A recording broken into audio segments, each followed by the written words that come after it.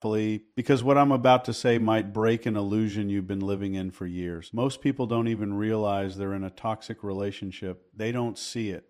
They feel something is wrong, but they can't explain it. And the scariest part, toxic relationships don't always look toxic. They don't always come with shouting or obvious abuse. Sometimes they come with smiles, with I love you, with moments that make you question your own reality. So let me show you the truth, the 5 signs that you are in a toxic relationship. And once you hear them, you won't be able to unsee them. When you don't feel relaxed after talking to them, you feel drained, like something inside you has been quietly pulled out without your permission, and you can't even explain why, because nothing big happened, no fight, no explosion, just a slow, invisible leak of your energy that leaves you staring at the ceiling at night, replaying conversations that should have been simple, wondering why your chest feels heavy around someone who claims to love you. You know, you start noticing that your peace disappears the moment their name appears on your phone. Your heartbeat changes, your mood shifts, and instead of excitement, there's tension, like your body already knows something your mind is still trying to deny. And the scariest part is you begin to normalize this feeling, telling yourself this is what love looks like, this constant emotional fatigue, this quiet exhaustion that follows you everywhere. You know, you used to trust yourself. You used to know when something felt right or wrong, but now you hesitate. Now you pause before speaking. Now you analyze your own emotions as if they're crimes that need justification, because somewhere along the way, their voice became louder than your inner voice. And now every time you feel hurt, a second voice inside you whispers, maybe it's just you. Maybe you're the problem. Do you catch yourself apologizing for things you didn't do, shrinking your opinions, softening your truth, editing your personality just to avoid conflict? And slowly, without any dramatic moment, you start disappearing, not physically, but psychologically, until one day you look in the mirror and realize you don't fully recognize the person staring back at you anymore. You know, they don't need to shout to control you. They don't need to threaten you, because the control is quieter, smarter, almost invisible. It comes wrapped in concern, and I just want what's best for you, in subtle disapproval that makes you question your choices, until you stop doing things not because they told you directly, but because you already know how they'll react, and you'd rather avoid that discomfort than deal with it. Your world starts getting smaller, not overnight, but piece by piece. You talk less to certain friends, you stop sharing things, you avoid situations that once made you happy, and you tell yourself it's normal. That relationships require sacrifice, but deep down you feel it, that uncomfortable truth that this isn't growth, this is restriction. This is you slowly being shaped into someone easier to manage. You know, and then there's the silence, the kind that feels louder than words, where you're sitting next to them but feel completely alone, where conversations become surface level, where your deeper thoughts stay locked inside because you've learned they won't be received. And that loneliness hits differently, because it's not the loneliness of being by yourself, it's the loneliness of being unseen by someone who is right there. You begin to crave connection in a relationship that is supposed to provide it. You miss being heard, you miss being understood, you miss being able to just be without overthinking every reaction, every tone, every possible misunderstanding. And it creates this internal conflict where you're physically present but emotionally distant, constantly battling between staying and wanting something more real. You know, but what keeps you there is not what's happening now, it's what happened in the beginning. The version of them that made you feel special, seen, chosen, the moments that felt perfect, and your mind keeps going back to that, using it as evidence that this situation can still be saved, that if it was real once, it can be real again, and that belief becomes the chain that holds you in place. You start making excuses for them, justifying behavior you would never accept from anyone else, telling yourself they're just going through something, that they didn't mean it, that things will get better.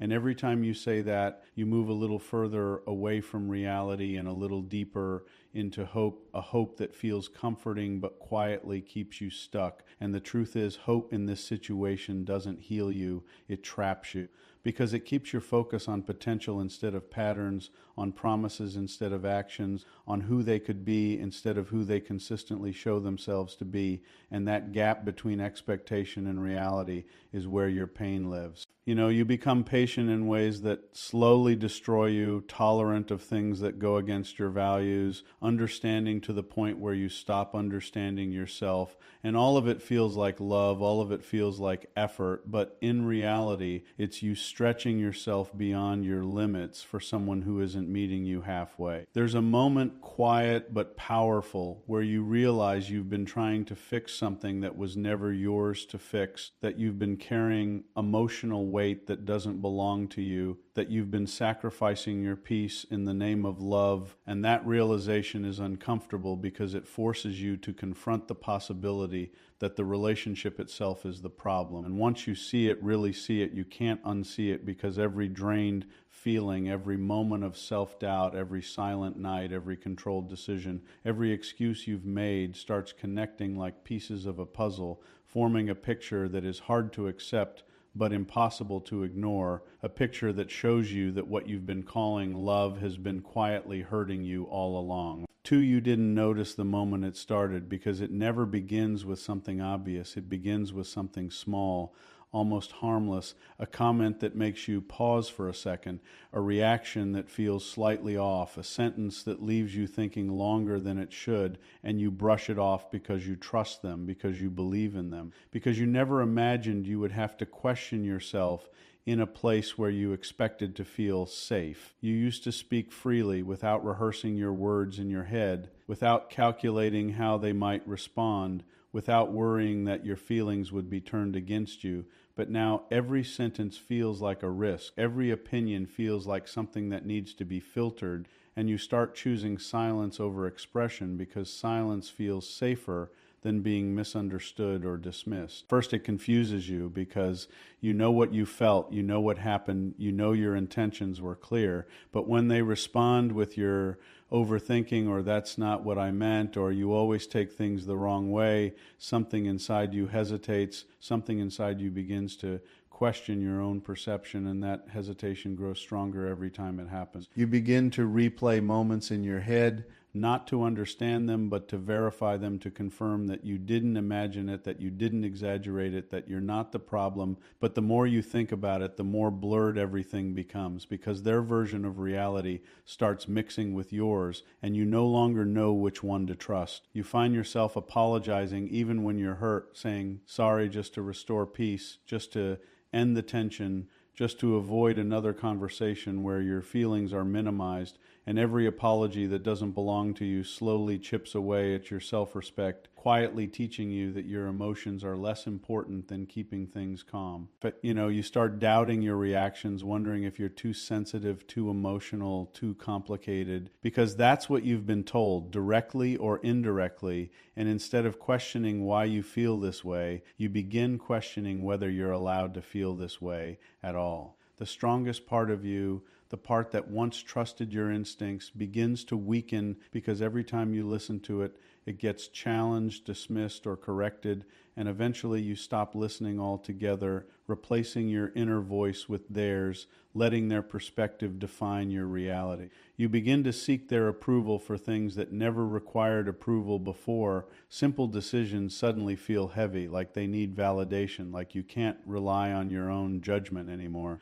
And this shift is so subtle that you don't even realize how much power you've given away until you feel incapable of deciding without their input. You question your memory, your tone, your intentions, your entire interpretation of events, and it creates this constant mental loop where you're trying to prove your own reality to yourself, trying to hold on to a sense of truth that feels like it's slipping through your fingers. There are moments where you feel something strongly, where your gut tells you that something is wrong, but instead of trusting it, you pause, you analyze, you second guess, because you've been conditioned to believe that your instincts are flawed, that your feelings are unreliable, that your perception cannot be trusted without external confirmation. You become hyper aware of how you come across, adjusting your behavior to avoid being labeled as difficult or dramatic, softening your tone, minimizing your needs, downplaying your concerns, and all of it creates a version of you that feels controlled, restricted, and disconnected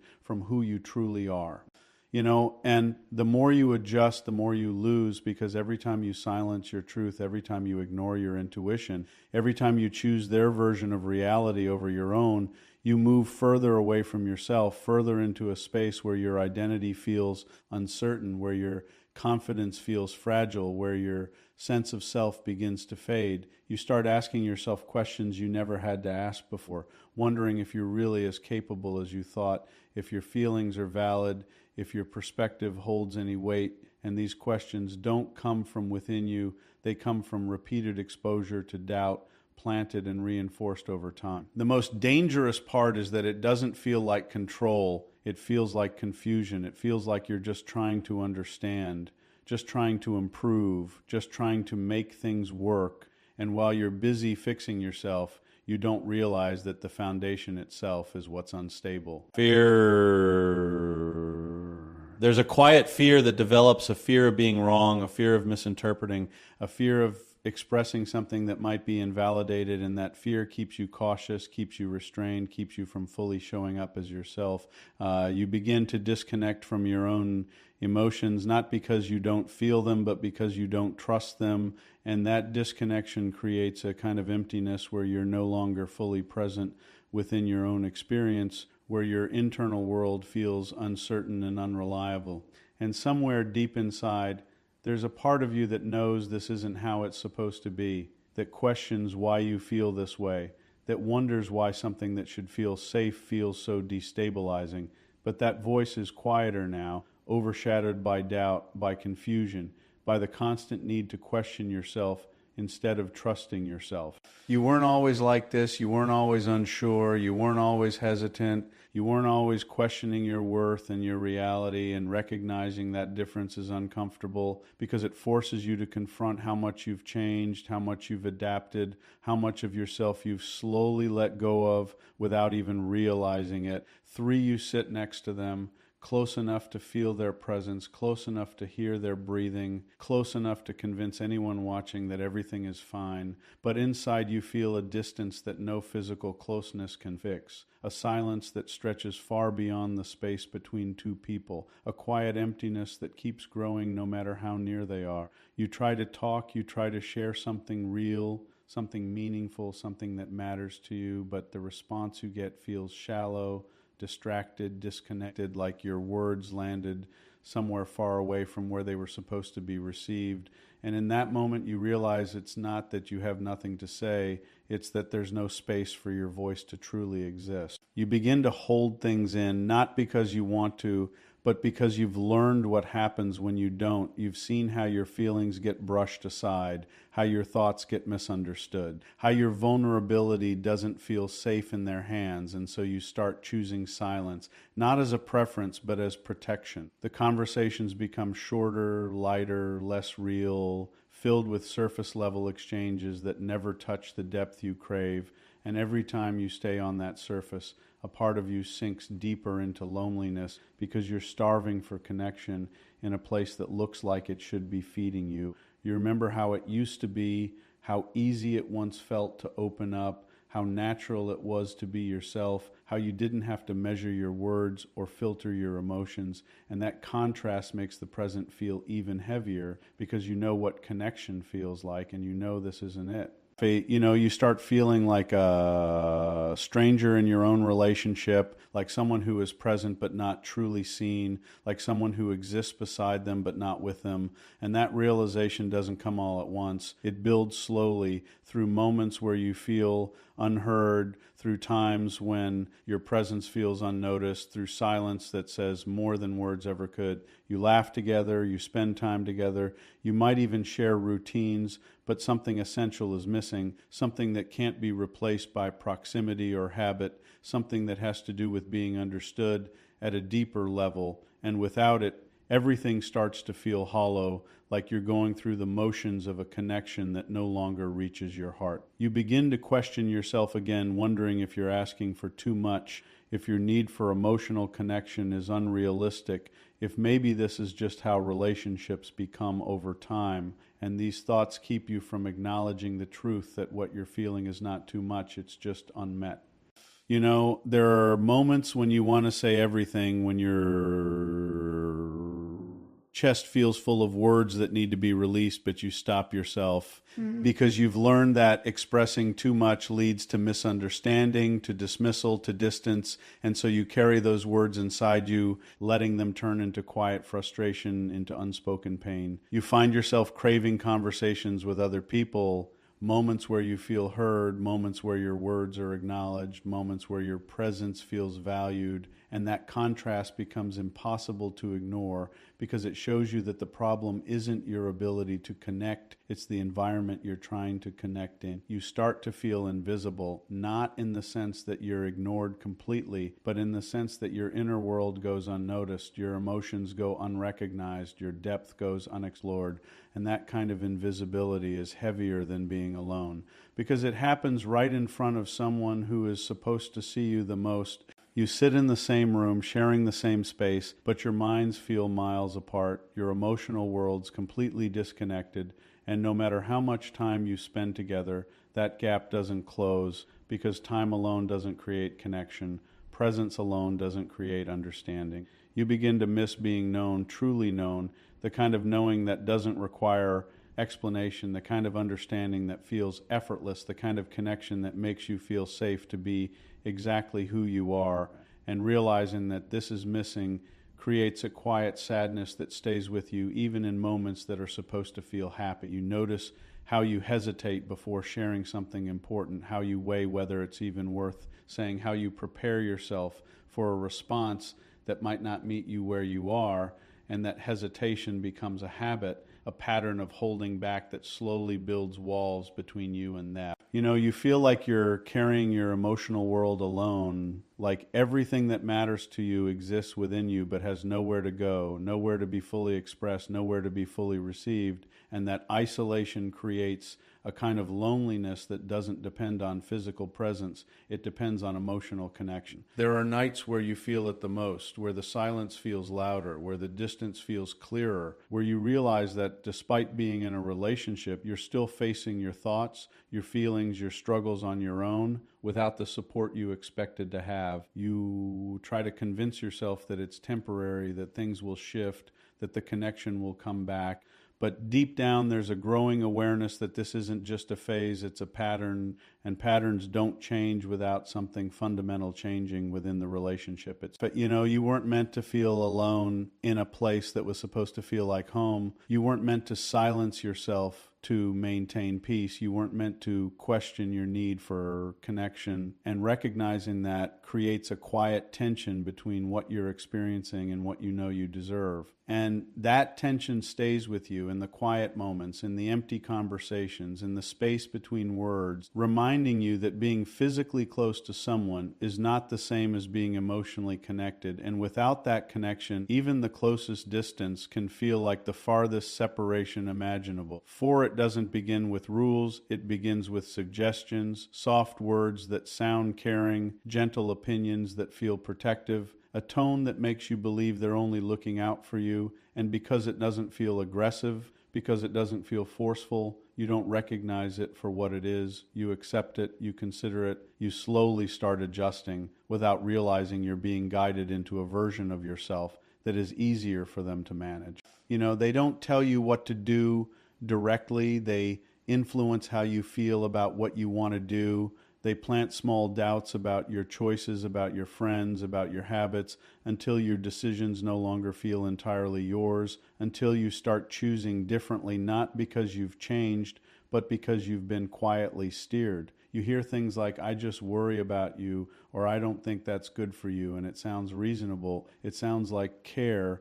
But over time, those words start shaping your behavior. They start limiting your world, and you begin to filter your actions through their perspective instead of your own. You stop wearing certain things, not because they told you to, but because you know how they'll react. You avoid certain people, not because you don't value them, but because it creates tension. And this silent adjustment becomes a pattern where you're constantly anticipating their response before making a decision. It feels like compromise, it feels like understanding, it feels like you're being considerate, but there's a difference between choosing to adjust and feeling like you have to.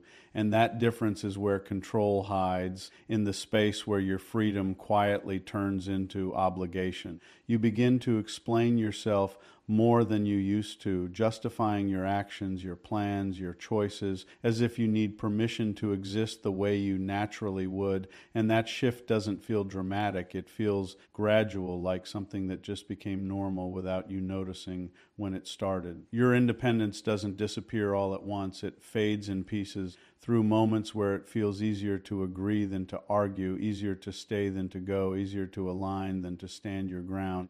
And every time you choose ease over authenticity, you give up a small part of your freedom. But, they might not stop you from doing things, but they make doing those things uncomfortable. They create an atmosphere where your choices come with emotional consequences, where you feel tension, guilt, or distance when you act outside their preferences, and that emotional pressure becomes more powerful than any direct command. You start to feel responsible for their reactions, like your actions are the reason they feel upset, disappointed, or distant, and that responsibility changes how you behave. It makes you more cautious, more controlled, more focused on maintaining their comfort than honoring your own needs. Your world becomes smaller, not because you wanted it to, but because it became easier that way. Fewer conflicts, fewer explanations, fewer moments where you feel like you're doing something wrong just by being yourself. And that reduction feels peaceful on the surface, but underneath it's limiting, it's restricting, it's quietly reshaping your life. But you begin to lose touch with what you actually enjoy,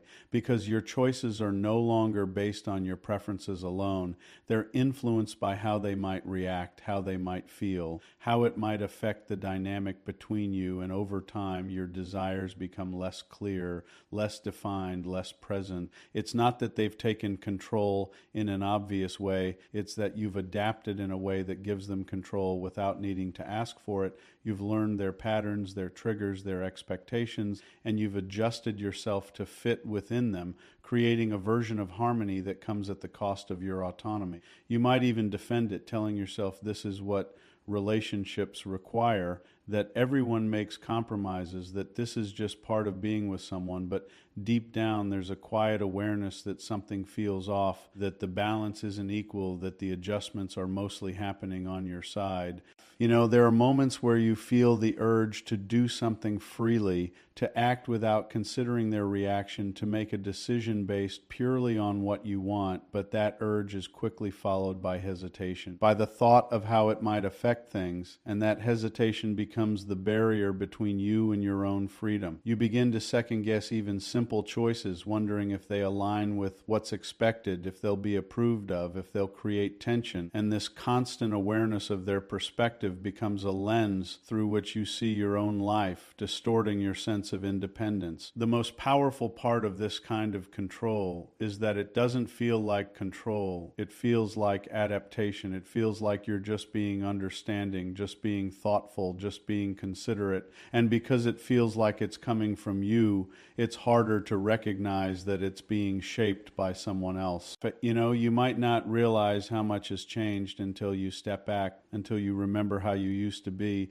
how freely you moved, how confidently you decided, how naturally you expressed yourself, and that comparison reveals a shift that didn't happen overnight, but happened consistently enough to redefine your behavior. Your life starts revolving around maintaining a certain emotional balance, avoiding certain reactions, staying within certain boundaries that were never clearly stated but are clearly felt, and living within those boundaries becomes your new normal, even if it doesn't fully feel like you. And somewhere inside you there's a quiet recognition that you're not as free as you once were, that your choices don't feel entirely yours, that your life has been subtly reshaped, not through force, but through influence, not through commands, but through emotional pressure that guided you step by step into a space where control exists without ever needing to be declared. 5, it didn't start with pain. It started with something that felt rare, something that felt intense, something that made you believe you had found something different, and that beginning became the standard in your mind, the reference point you keep returning returning to, the memory you used to justify everything that followed. You remember how they looked at you, how they spoke to you, how everything felt effortless, how you didn't have to question anything. And those moments weren't just experiences, they became evidence, proof that what you felt was real, proof that this connection was worth holding on to, no matter what changed afterward. And when things started shifting, when the energy changed, when the connection became inconsistent, you didn't walk away, you leaned in, because your mind kept telling you that if it was real once, it can be real again, that something this strong doesn't just disappear, that it must still be there somewhere beneath the surface. You know, you begin to chase those early moments without realizing it, trying to recreate something that no longer exists in the same way, holding on to flashes of affection, small glimpses of what used to be, and using them as fuel to stay, as reasons to keep believing that things are just temporarily off, not permanently changed. You tell yourself stories to make it make sense. You say they're just stressed, they're going through something, they don't mean it, they'll come back to how they were, and every explanation you create becomes a layer between you and the truth, a layer that softens the reality enough for you to keep staying. You start thinking that if you just love them better, understand them more, be more patient, be more supportive, things will shift, things will improve, things will return to what they once were. And that belief puts all the responsibility on you, making you feel like the outcome depends on your effort. You begin to work harder emotionally, giving more, tolerating more, accepting things you never thought you would accept, because you're not responding to what is, you're responding to what was, to what you believe still has the potential to come back if you just hold on long enough. There are moments where you feel it clearly, where you see the pattern, where you recognize that things aren't changing, that the same issues keep repeating, that the same behaviors keep showing up. But instead of acting on that awareness, you quiet it with hope, telling yourself it just needs more time. Hope becomes your anchor, but it also becomes your trap, because it keeps you focused on a future that hasn't arrived while ignoring a present that keeps hurting you. And the longer you stay in that space, the more disconnected you become from what's actually happening. You hold on to the good moments like they're proof that everything else can be fixed, even when those moments become rare, even when they feel inconsistent, even when they don't carry the same depth anymore, because letting go of those moments would mean letting go of the entire belief you built around them. You start minimizing the negative, downplaying the things that hurt you, telling yourself they're not that bad, that every relationship has problems, that no one is perfect, and while those statements are true in general, they become dangerous when they're used to justify patterns that consistently take more from you than they give. You become attached not just to the person, but to the idea of who they could be, the version of them you experienced at the beginning, the version you still believe exists somewhere inside them, waiting to come back, and that attachment keeps you emotionally invested in something that isn't consistently present. You find yourself waiting for them to change, waiting for things to improve, waiting for the relationship to feel like it once did. And while you're waiting, time keeps passing, your energy keeps draining, your needs keep going unmet. But you stay because leaving would mean accepting that the change you hoped for isn't coming. You know, you start ignoring your own limits, pushing past your boundaries, staying in situations that don't feel right, because you've convinced yourself that endurance is part of love, that staying through difficulty proves your commitment, that walking away would mean giving up too soon. But deep down, there's a part of you that feels tired, not just from what's happening, but from the constant effort of holding on to something that doesn't feel stable anymore, from the emotional weight of believing in a version of reality that doesn't fully match your experience. You begin to feel the gap between what you hoped for and what you're living, and that gap creates tension, confusion, and quiet disappointment. Because no matter how much you try to close it, it doesn't close on its own. It stays there, reminding you that something isn't aligning. You might even start blaming yourself for the lack of change, wondering if you're not doing enough, not being enough, not trying hard enough, because it feels easier to believe that you can fix it than to accept that some things are beyond your control. But, you know, And that belief keeps you stuck, because as long as you think the solution is in your hands, you'll keep trying, keep adjusting, keep staying, even when the reality in front of you shows no consistent sign of becoming what you're hoping for. You weren't meant to stay in a place where you have to rely on potential instead of reality. You weren't meant to hold on to someone based on who they used to be instead of who they are, and recognizing that creates a moment of clarity that feels uncomfortable but honest, a moment where hope starts to shift into awareness, where you begin to see that what you've been holding on to is